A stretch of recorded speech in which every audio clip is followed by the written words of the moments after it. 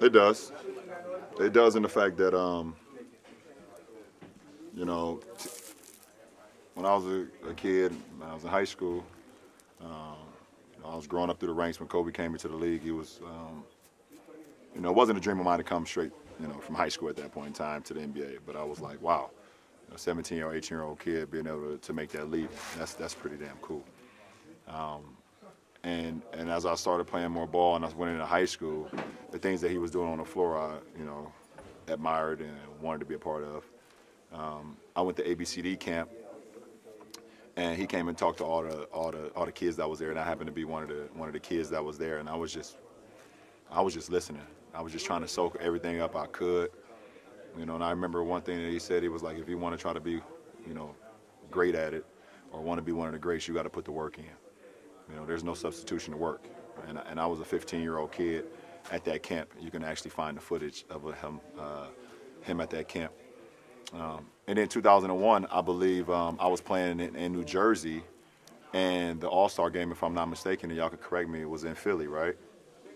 Yeah, that Saturday, me and Maverick drove to the Intercontinental downtown Philadelphia, and he gave me a pair of his shoes, which I ended up wearing that following night.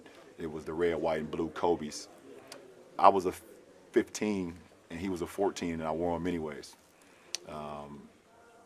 And I sat and just talked to him for a little bit. He gave me the shoes. I rocked them in the game. And it was the same night that we played Oak Hill against Melo. And then I saw what he was able to do the very next night, winning MVP here in Philly. That following night. As I got drafted, I still just admired him.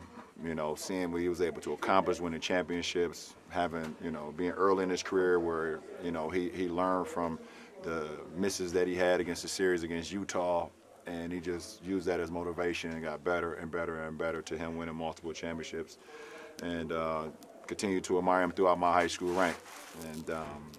And then as competitors, just seeing the work ethic that he put into the game. He had zero flaws offensively, zero. You backed off of him, he could shoot the three. You body him up a little bit, he can go around you. He can shoot the mid-range, he can post, he can make free throws. He had zero flaws offensively. And, that's something that I admired as well, just being at a point where the defense will always be at bay, where they couldn't guard you at all offensively, where you just felt like you was just immortal offensively because of your skill set and your work ethic. We take it down to 2008 where we become the Redeem team, and it was a dream come true for me to be able to line up alongside of him.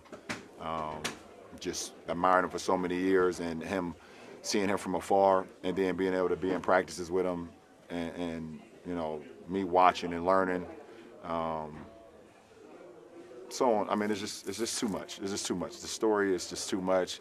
It doesn't make sense. And just to make a long story short, now I'm here in the Lakers uniform in Philadelphia, where he's from, where one of the first time I ever met him, gave me his shoes, he won All-Star Week. It's surreal.